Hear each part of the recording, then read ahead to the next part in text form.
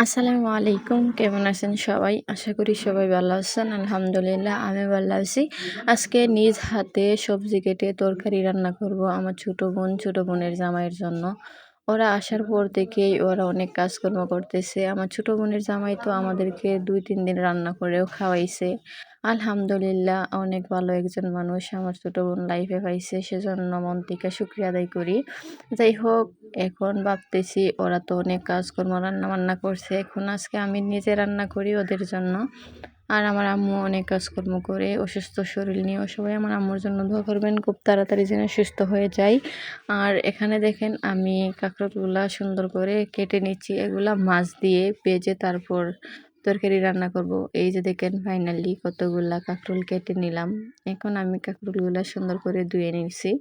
তারপর পেঁয়াজ দিয়ে দিলাম আর এখানে কিছু মাছ ভেজে রাখলাম। এখন এগুলা হলুদ দিয়ে তেল দিয়ে হালকা ভেজে নিচ্ছি। এভাবে তরকারি রান্না করলে ভীষণ ভালো লাগে। আপনারা যারা প্রবাসে থাকেন তারা হয়তো নিজেই রান্না করেন। আপনাদের কষ্ট দেখলে অনেক খারাপ লাগে। তারপরেও বলি, যেখানেই থাকেন সবাই ভালো থাকেন। আর আমার রান্না-বান্না দেখেন, হাসতে তো আর পারবেন না।